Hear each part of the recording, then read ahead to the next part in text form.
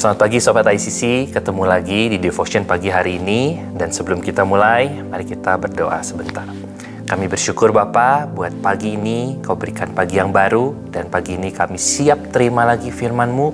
Dan kami mau bertumbuh di dalam Engkau. Tuntun kami Roh Kudus untuk kami boleh mengerti setiap isi hati-Mu. Dan kami bertumbuh luar biasa di dalam Engkau. Terima kasih Bapa, kami berdoa. Amin. Pagi ini kita akan membahas mengenai hidup oleh Roh. Menjadi sebuah kerinduan yang sangat besar pastinya buat setiap kita, orang-orang Kristen, untuk bisa hidup bertumbuh dan berbuah di dalam Tuhan. Tapi tidak sedikit pula yang banyak mengalami pergumulan-pergumulan dalam hidup rohaninya. Nah, kita banyak mendengar banyak orang-orang yang saya merasa nggak layak di hadapan Tuhan. Yang sebenarnya kita juga sudah mengerti bahwa lewat pengorbanan Yesus Kristus di atas kayu salib, darahnya lah yang melayakkan kita.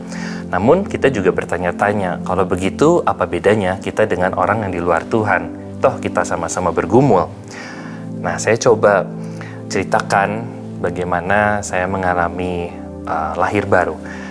Saya lahir dari keluarga Kristen. Dari kecil saya sudah diajar dari sekolah minggu, bahkan saya sudah ikut kelas pengajaran dari umur 13 dan saya dibaptis. Dengan harapan sebenarnya saya juga pengen banget untuk bisa hidup berbuah bagi Tuhan. Dan kami sekeluarga benar-benar percaya sama Tuhan dan Tuhan tuntun hidup kami. Tapi di satu momen ketika setelah dibaptis, ternyata tidak ada perubahan apapun yang terjadi dalam hidup saya. Ternyata saya baru mengerti bahwa pertobatan itu ditandai dengan baptisan. Jadi bukan baptisan yang bisa merubahkan kita. Sampai akhirnya saya berada di umur 20 tahun. Saya mengalami jamahan dan lawatan Tuhan. Di momen itu saya mengalami lahir baru sendiri. Dan saya benar-benar merasakan sesuatu yang berbeda. Di dalam hati saya ada rasa lapar dan haus akan Tuhan yang begitu luar biasa. Waktu itu saya masih kuliah. Dan setiap pulang kuliah kerjaan saya adalah pengen banget untuk baca firman Tuhan. Dan itu rasanya seperti hati yang menggebu-gebu gitu ya. Untuk dengar dan baca setiap firman Tuhan. Saya mengerti banget ada sesuatu yang dirubahkan di dalam diri saya. Terutama di dalam hati saya. Ada satu hal yang saya nggak pernah rasakan selama saya 20 tahun hidup. Yaitu perasaan cinta akan Tuhan yang begitu luar biasa. Di situ saya merasakan yang kita kenal dengan cinta mula-mula. Dan saya mengerti banget Tuhan sedang menuntun saya untuk menjadi manusia baru. Di Efesus 4 ayat 23-24 dikatakan demikian. Supaya kamu diperbaharui di dalam roh dan pikiranmu dan mengenakan manusia baru yang telah diciptakan menurut kehendak Allah di dalam kebenaran dan kekudusan yang sesungguhnya. Ternyata untuk kita masuk ke dalam sebuah janji-janjinya Tuhan, kita harus mengenakan manusia baru yang dikatakan diperbaharui di dalam roh dan pikiran kita. Jadi bukan hanya lahir baru saja, tapi setelah itu pikiran kita juga diperbaharui dan kita mengenakan manusia baru. Jadi yang tadinya kita hidup hanya dikontrol atau diperhamba oleh daging kita, keinginan-keinginan daging, sekarang setelah lahir baru kita memiliki yang namanya tubuh rohani kita yang diperbaharui oleh Roh Kudus. Jadi sekarang kalau seperti mobil, sekarang ada remnya. Nah, Roh Kudus mengajarkan kepada saya satu hari, saya setelah lahir baru pun masih banyak pergumulan-pergumulan tentang daging. Ternyata itu bukan hal yang hilang begitu saja. Naluriah daging ini masih ada.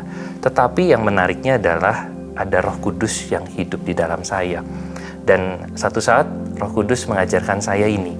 Satu hari saya benar-benar muncul terus dalam hati saya tentang hiduplah oleh roh, maka kamu nggak akan mengikuti keinginan daging. Dan kita coba baca di Galatia 5 ayat 16-18. Maksudku ialah, hiduplah oleh roh, maka kamu tidak akan menuruti keinginan daging. Sebab keinginan daging berlawanan dengan keinginan roh, dan keinginan roh berlawanan dengan keinginan daging. Karena keduanya bertentangan, sehingga kamu setiap kali tidak melakukan apa yang kamu kehendaki. Akan tetapi jikalau kamu memberi dirimu dipimpin oleh roh, maka kamu tidak hidup di bawah hukum Taurat. Kalau kita baca, kita seringkali tidak melakukan apa yang kita kehendaki. Artinya sudah ada goodwill di dalam kita. Tapi kita baca seperti Paulus ya, di Roma 7 ayat 14-26. Kita harus identifikasi bahwa ini adalah sebuah perjalanan hidup orang Kristen yang semua orang mengalaminya, termasuk Paulus. Sebab kita tahu bahwa hukum Taurat adalah rohani, tetapi aku bersifat daging, terjual di bawah kuasa dosa. Sebab apa yang aku perbuat, aku tidak tahu. Karena bukan apa yang aku kehendaki yang aku perbuat, tetapi apa yang aku benci, itulah yang aku perbuat, kata Paulus. Jadi jika aku perbuat apa yang aku tidak kehendaki, aku menyetujui bahwa hukum Taurat itu baik. Kalau demikian, bukan aku lagi yang memperbuatnya, tetapi dosa yang ada di dalam aku. Sebab aku tahu bahwa di dalam aku, yaitu di dalam aku sebagai manusia, tidak ada sesuatu yang baik. Sebab kehendak memang ada di dalam aku, tetapi bukan hal berbuat apa yang baik. Sebab bukan apa yang aku kehendaki yang baik yang aku perbuat, melainkan apa yang tidak aku kehendaki, yaitu yang jahat yang aku perbuat. Jadi jika aku berbuat apa yang tidak aku kehendaki, maka bukan lagi aku yang memperbuatnya, tetapi dosa yang diam di dalam aku. Demikianlah aku dapati hukum ini: jika aku menghendaki berbuat apa yang baik, yang jahat itu ada padaku.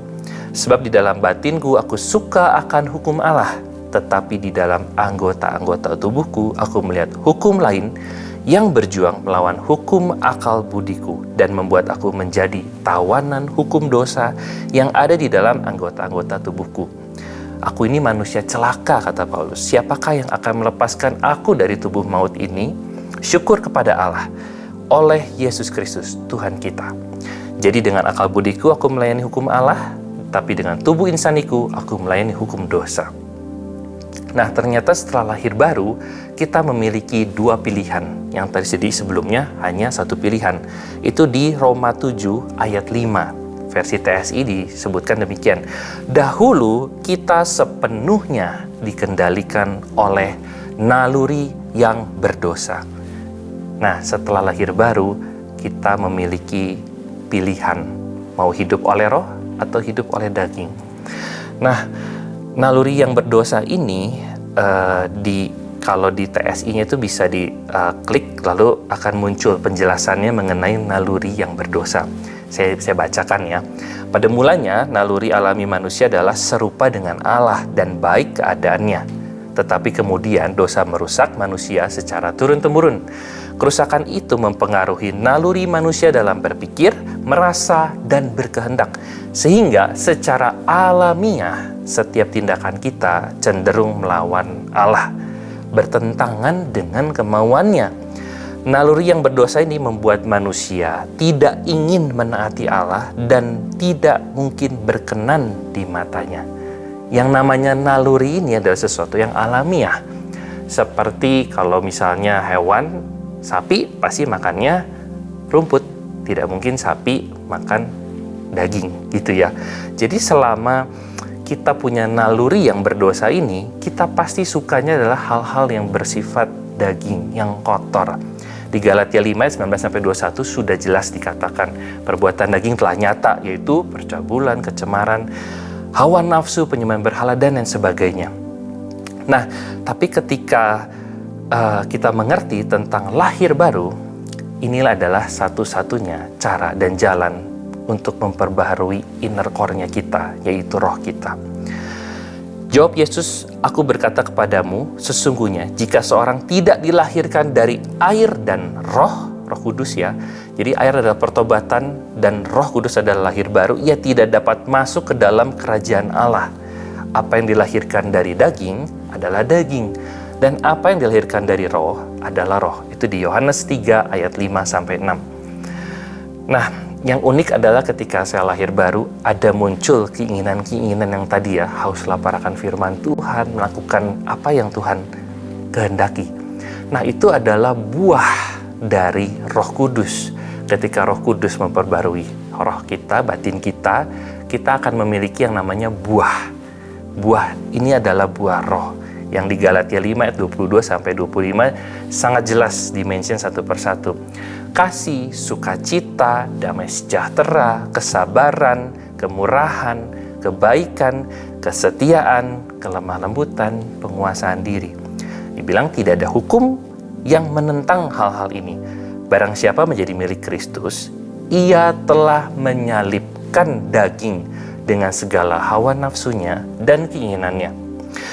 Jikalau kita hidup oleh Roh, baiklah hidup kita juga dipimpin oleh Roh.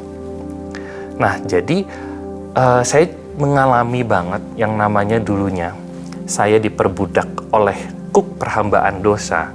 Setelah lahir baru, saya benar-benar memiliki sebuah will, sebuah keinginan menyenangkan hati Tuhan.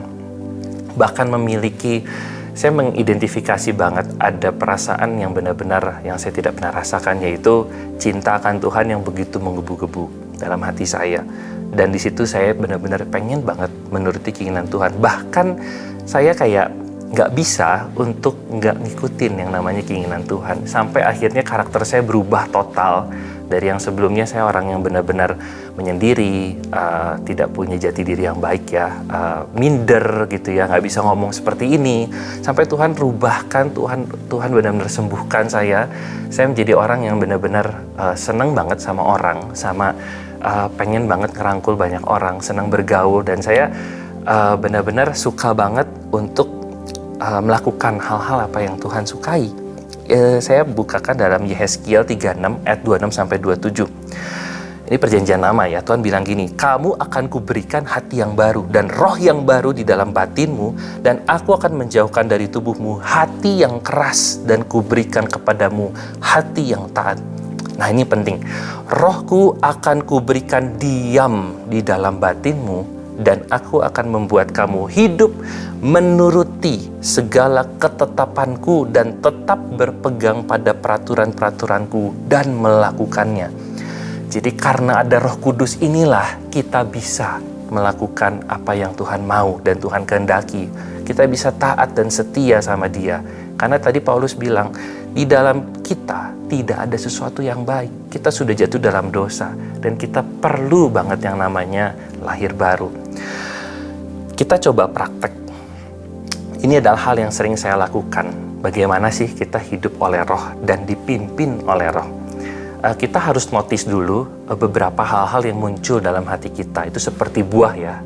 Kadang-kadang ada hal-hal kedagingan yang muncul. Nah, tapi pertanyaan ada gini, apakah kita akan menurutinya atau tidak? Gitu juga dengan keinginan-keinginan roh tiba-tiba muncul. Ada kasih, kesabaran, damai sejahtera.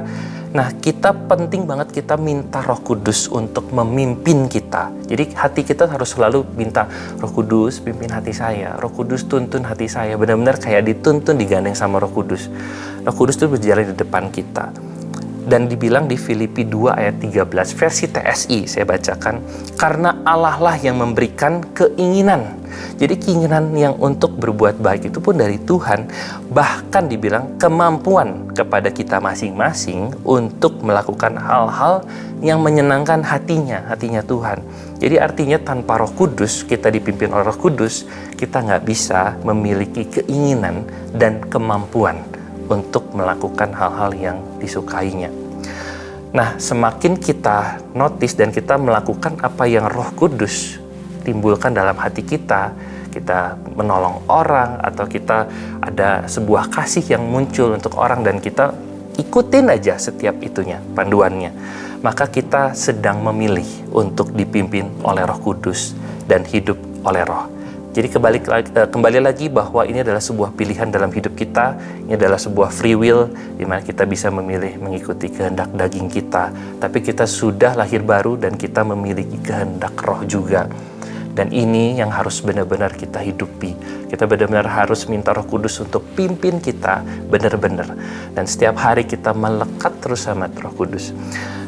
Ayat penutup Galatia 2 ayat 20. Namun aku hidup, tetapi bukan lagi aku sendiri yang hidup, melainkan Kristus yang hidup di dalam aku. Dan hidupku yang kuhidupi sekarang di dalam daging adalah hidup oleh iman dalam Anak Allah yang telah mengasihi aku dan menyerahkan dirinya untuk aku. Jadi Kita sebagai orang-orang Kristen tidak luput dari yang namanya kita harus setiap hari sangkal diri kita, pikul salib kita. Bukan kita lagi yang hidup, tetapi Kristus yang hidup di dalam kita. Jadi kita harus memilih mana yang mau kita ikuti, kehendak daging atau kehendak roh. Dan kita bisa banget untuk mengikuti kehendak roh dengan cara kita harus selalu notice apa yang muncul dalam hati kita dan kita ikutin yang namanya kehendak roh. Jika kita mengikuti kehendak roh, maka kita sedang menyalibkan daging kita dan kita tidak akan pernah mengikutinya. Semoga firman pagi ini memberkati kita dan mari kita tutup dalam doa. Tuhan, berikan pada kami semua hati yang diperbaharui, hati yang memiliki keinginan-keinginan yang kuat untuk menyenangkan Engkau, melayani Engkau, dan kami mau ikuti setiap panduan-Mu Roh Kudus. Kami mau notice bahwa Engkau di dalam kami dan Engkau berbicara dan Engkau sedang mengarahkan kami dan memimpin kami. Biar kami semua mau Tuhan untuk dipimpin oleh Engkau Roh Kudus, supaya kami mencapai titik-titik tertinggi dalam hidup kami berbuah-buah lebat di dalam Engkau. Karena kami tahu semuanya itu muncul secara naluriah kami, secara alami ketika kami lahir dari Engkau. Kami akan melahirkan banyak hal-hal yang baik, kasih, sukacita, damai sejahtera, pengendalian diri, dan semua yang kami selama ini rindu-rindukan untuk terus berkembang di dalam Engkau. Biar kami boleh setia dan taat di dalamnya. Sampai kesudahan semuanya, kami boleh menjadi anak-anak-Mu, hamba-hamba-Mu yang setia. Terima kasih Bapa, kami bersyukur. Di dalam nama-Mu kami berdoa, haleluya. Amin. Sampai ketemu di devotion berikutnya. Tuhan Yesus memberkati.